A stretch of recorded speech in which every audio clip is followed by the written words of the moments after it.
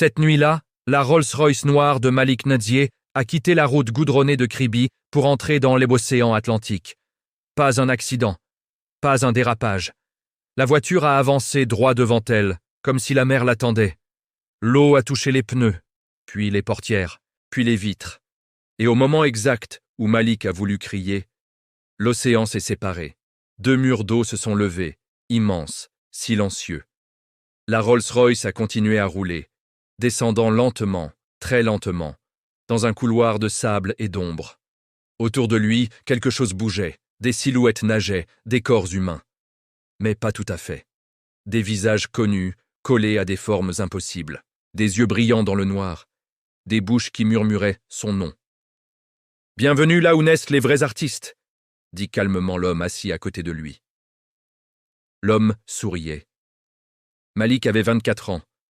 Il tremblait. Pas de peur, d'excitation. Parce que 2 ans plus tôt, personne ne croyait en lui. 2 ans plus tôt, Malik vivait encore à New Bell, dans une maison en planches, avec sa mère vendeuse de beignets. 2 ans plus tôt, ses clips faisaient 120 vues sur YouTube. 150 quand un cousin partageait. Les commentaires étaient cruels. « Frère, va chercher le travail. La musique, ce n'est pas pour toi.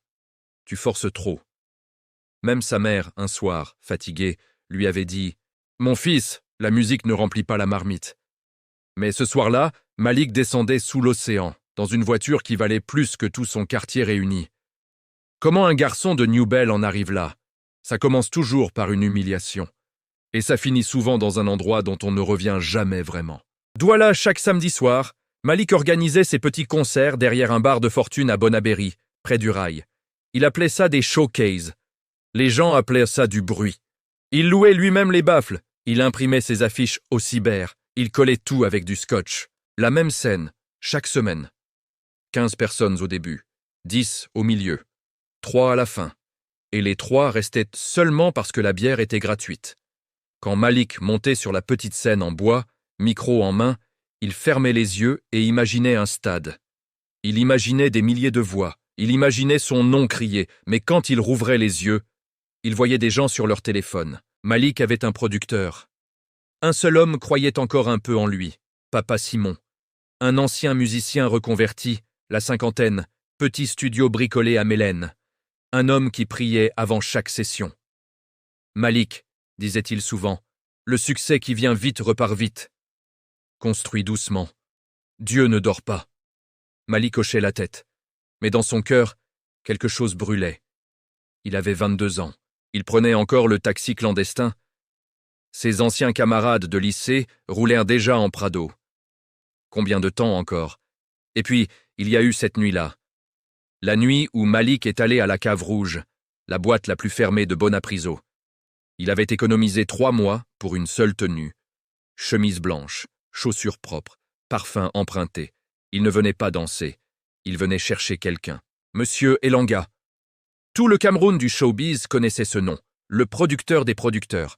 L'homme qui avait lancé des stars, et dont certaines avaient disparu sans explication. On disait beaucoup de choses sur lui. Des choses que les gens murmuraient seulement. Malik avait entendu ces murmures, mais ce soir-là, il s'en fichait. Elanga était assis au carré VIP. Costume sombre, montre brillante, 2 filles à ses côtés. Malik l'a regardé pendant 20 minutes, puis il s'est levé, le vigile l'a bloqué. « Je veux juste saluer Monsieur Elanga. » Elanga a levé les yeux, l'a regardé de haut en bas, et a dit, assez fort pour que tout le VIP entende, « C'est qui ce petit? Tu crois que je produis les rêveurs de New Bell ?» Les rires ont explosé. Malik est resté figé, le visage en feu. Il voulait disparaître, puis le sourire d'Elanga a changé. « Attends, toi là, tu n'es pas le petit qui rappe sur YouTube ?»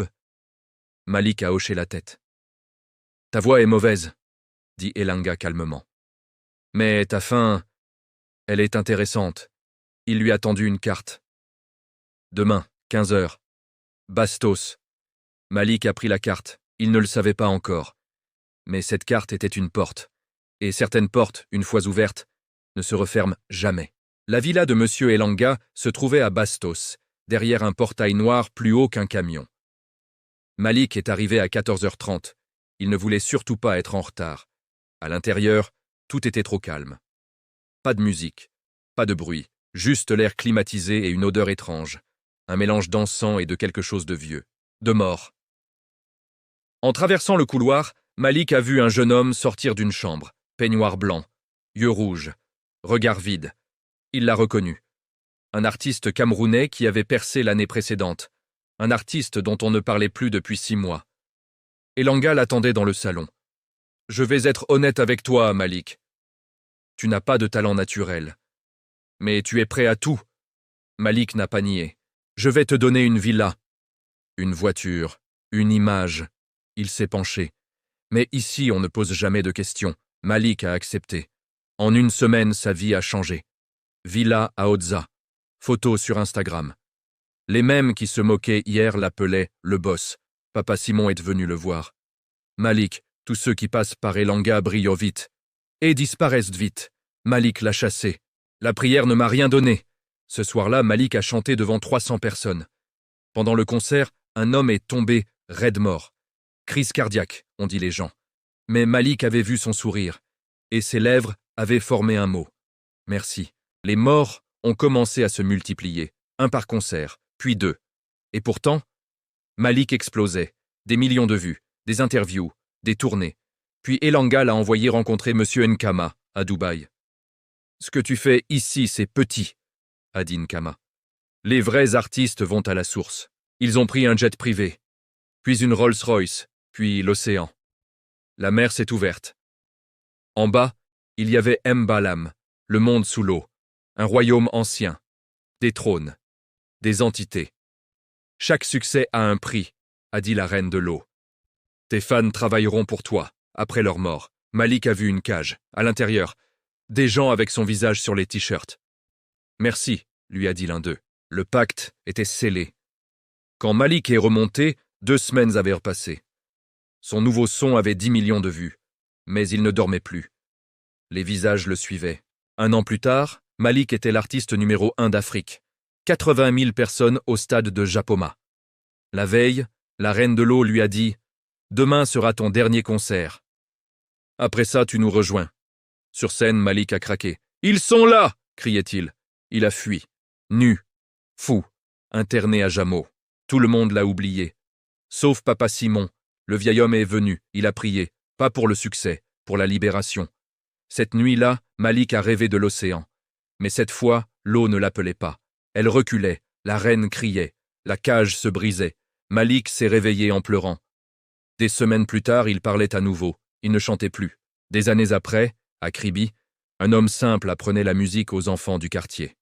Quelqu'un lui a demandé « Tu n'as pas de regrets ?» Malik a souri. « J'ai perdu le monde. Mais j'ai récupéré mon âme. Et au loin, l'océan est resté silencieux. » Fin.